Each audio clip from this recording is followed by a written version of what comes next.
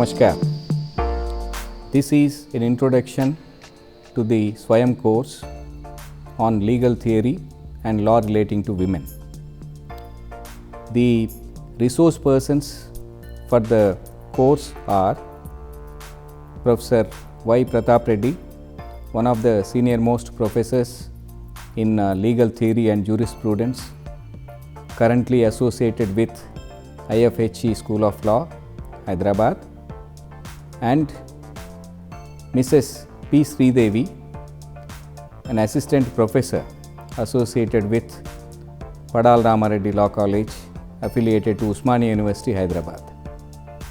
And incidentally, myself, that is Professor G. B. Reddy, will also offer about 5 lessons on the various aspects of the 2 subjects.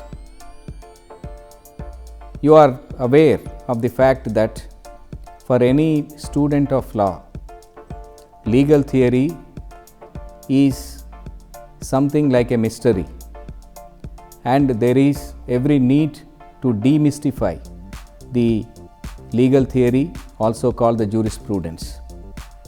Whether it is the Western jurisprudence or the American jurisprudence or even Indian jurisprudence, one has to get a clear picture of the various theories of law as propounded by the number of jurists, legal philosophers, and also political philosophers.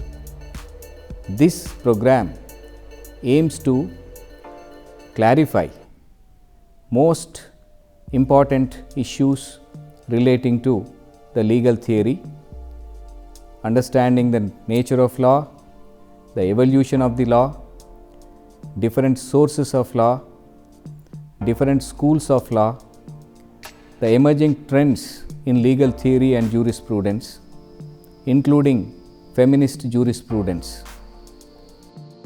and a humble effort to demystify the European and Western jurisprudence and to compare and contrast the same with the Indian jurisprudence. This is possible if we attend the 41 lessons which encompass the legal theory and the law relating to women. Out of these 41 lessons, about 26 lessons are pertaining to legal theory, and the remaining are pertaining to the women and the law. As regards the importance of the legal theory, it is needless to mention that for an effective practice of law, understanding of law, and enforcement of laws, a sound knowledge of legal theory is quite essential. Every jurist is very strong in the foundations of jurisprudence, that is the science of law. This subject, which is called the mother of all the laws, offers solutions to every problem that might arise in different branches of law and practice. In that sense, no legal scholar, lawyer, judge, teacher, researcher, activist, and any other person interested in the legal studies would be completing his or her task without proper understanding of legal theory.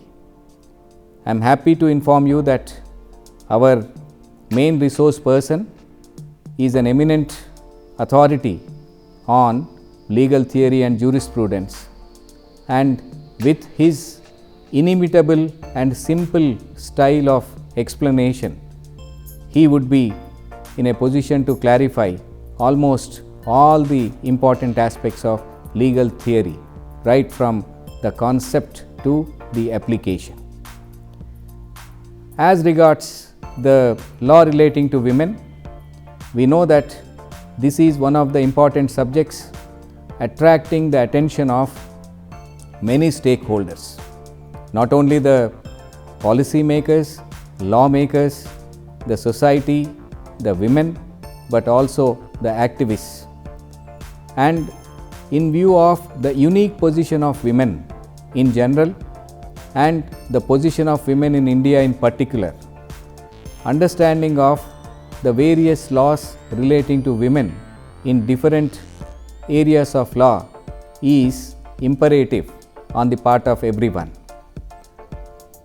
About 15 lessons are allocated for understanding different aspects of law relating to women, the position under international law, their position under the Constitution in the light of fundamental rights, fundamental duties and directive principles, under the employment laws, under the criminal law, under the personal laws, and also in certain areas like domestic violence, reproductive rights, the rights of the sexual minorities are covered as part of this exercise.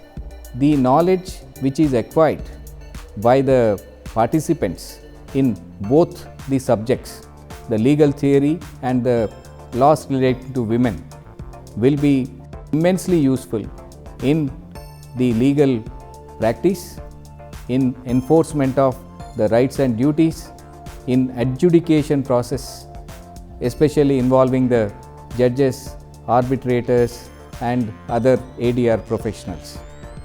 I am sure that the participants would derive immense benefit by participating and registering for this particular course.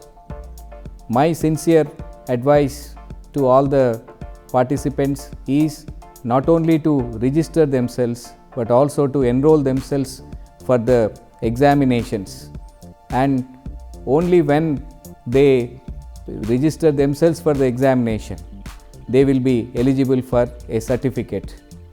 And in view of the 4 credits available to this course as per the UGC regulations, most of the students of the undergraduate law courses like LLB 3 years degree course and LLB 5 years integrated degree course, and the postgraduate students like Master of Laws, that is LLM, and also the master's courses in other disciplines like MA Political Science, MA Sociology, MA Public Administration, Philosophy, so on and so forth.